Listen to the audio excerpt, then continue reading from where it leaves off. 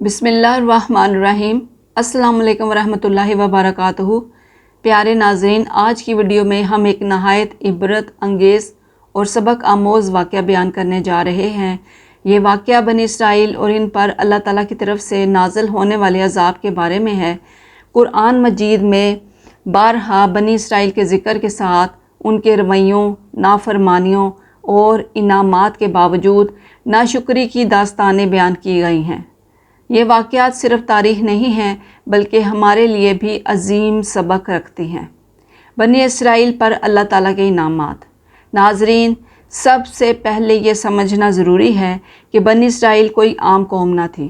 یہ وہی قوم تھی جس کو اللہ تعالیٰ نے بڑے بڑے انبیاء عطا کیے۔ حضرت یعقوب علیہ السلام کی اولاد کو بنی اسرائیل کہا جاتا ہے۔ اللہ نے انہیں حضرت موسیٰ علیہ السلام جیسے عظیم پیغمبر عطا کیے۔ جب وہ فرعون کے ظلم سے نکلے تو اللہ نے سمندر کو پھاڑ کر ان کے لیے راستہ بنا دیا۔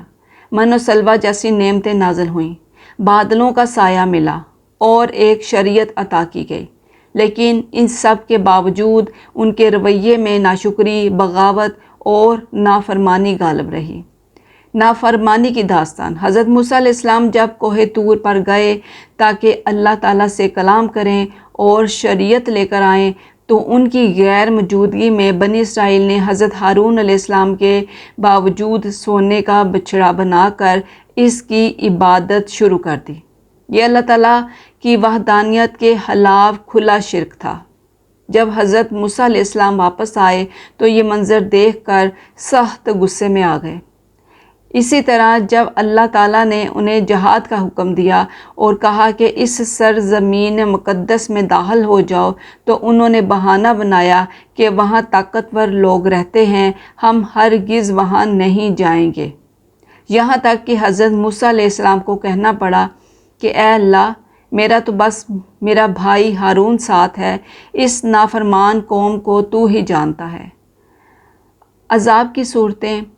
اللہ تعالیٰ نے ان کی نافرمانیوں کے نتیجے میں مختلف عذاب نازل فرمائے۔ آئیے دیکھتے ہیں کہ وہ عذاب کون سے تھے۔ آسمان سے مینڈکوں کا عذاب۔ قرآن مجید میں آتا ہے کہ اللہ تعالیٰ نے بنی اسرائیل پر مینڈکوں کو مسلط کر دیا۔ یہ ہر جگہ چھا گئے، گھروں میں، کھانے میں، پانی میں، بستر میں، یہاں تک کہ سانس لینا مشکل ہو گیا، لیکن اس کے باوجود ان کے دل نرم نہ ہوئے۔ جوؤں اور خون کا عذاب۔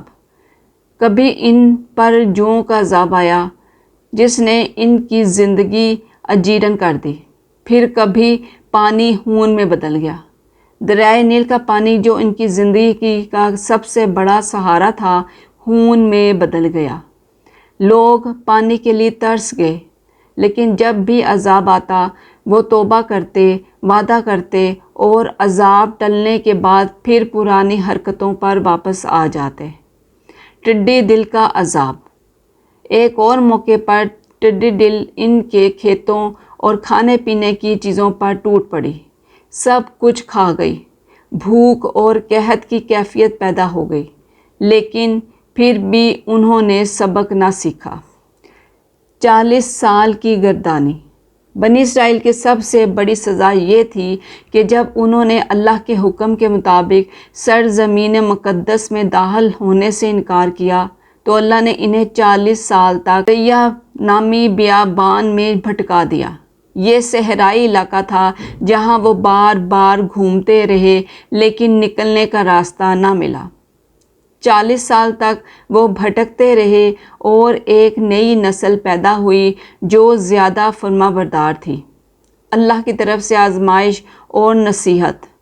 یہ تمام عذاب اس لیے تھے کہ بنی اسرائیل اپنی غلطیوں سے سبق سیکھیں، اللہ کی قدرت کو پہچانیں اور اس کی بندگی کریں، لیکن بار بار وہ وعدے توڑتے، انبیاء کو جھٹلاتے اور اللہ کی کتابوں میں تحریف کرتے۔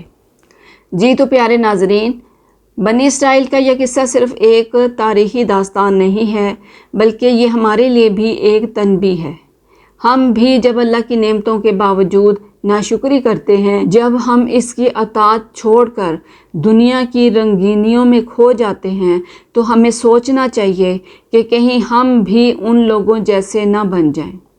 اللہ تعالیٰ نے قرآن مجید میں فرمایا ہے کہ ہم نے قرآن کو نصیحت کے لیے آسان بنا دیا ہے، تو کیا کوئی ہے جو نصیحت حاصل کرے؟ لہٰذا ہمیں چاہیے کہ ان واقعات سے عبرت حاصل کریں، اللہ کی نعمتوں پر شکر گزار بنیں اور ہمیشہ اس کی اطاعت میں زندگی گزاریں۔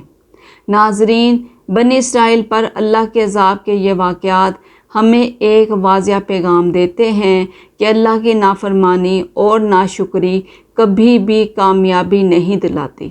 جو قوم اللہ کے احکامات کو چھوڑ دے وہ کبھی فلاح نہیں پا سکتی۔ اللہ کرے کہ ہم ان واقعات سے نصیحت حاصل کریں اور اپنی زندگی کو قرآن و سنت کے مطابق گزاریں۔ اگر آپ کو یہ ویڈیو پسند آئی ہو تو اسے لائک، شیئر اور سبسکرائب کرنا نہ بھولیے گا تاکہ یہ پیغام زیادہ سے زیادہ لوگوں تک پہنچ سکے۔ جزاک اللہ۔